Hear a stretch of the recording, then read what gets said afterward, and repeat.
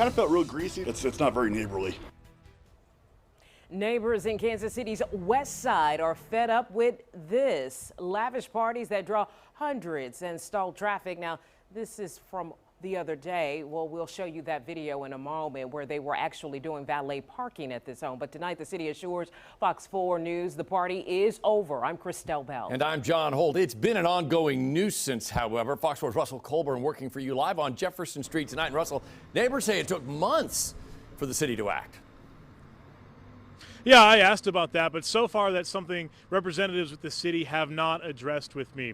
Here's the home behind me, and you can see how it overlooks downtown Kansas City, so it would be an ideal event space. But similarly to how Airbnb has gone into neighborhoods, and we've reported on that, people in and out, the neighbors here are upset.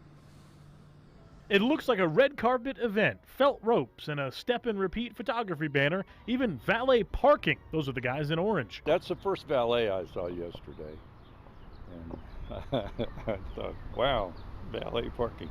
But this isn't a Hollywood scene. It's Kansas City, Missouri on Jefferson Street. And the families who live nearby have had enough. It kind of felt real greasy that he came in here and like other people were paying for event licenses and being taxed differently, so to try to put that in a residential neighborhood is pretty shady. Fearing retaliation, that neighbor didn't want to share his name or show his face, but he and others say the lavish events with crowds in the hundreds cause a parking nightmare. Cars lining the road for blocks, making it hard to get around. If we ever have anybody at our house, they'll have to park around the block, and it takes up, some of the parties are pretty big. Is it fair for neighbors around here to have to deal with valet parking out in front of their yards? Not really, no. So neighbors have made these complaints to the city. Fox 4 News uncovered 3, the first dating back to November 2021, then 2 more in February. But neighbors say nothing was done. In fact, this tweet by Councilman Eric Bunch, who serves this district, states in part, "We thought we had this case on the way to a resolution back in November, but clearly there's been a breakdown." But the same day Fox 4 News started asking questions, we received a response from the city that an inspection found the home to be in violation of the certificate of occupancy, and it was found to be in violation for the use of the property as an entertainment venue in a residential zoned district.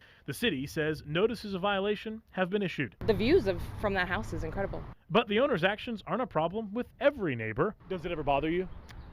No, it really doesn't. In my mind, it's more people that bring to the neighborhood, the better. In a statement, a representative with the owner's company tells us, "We did receive a notice of an alleged violation of Kansas City Code provisions. However, we immediately addressed the matter, and there was no prosecution by the city and no citations were issued." Now, the city says that statement is accurate. However, it will be gathering evidence on the homeowner and citations could be issued. John?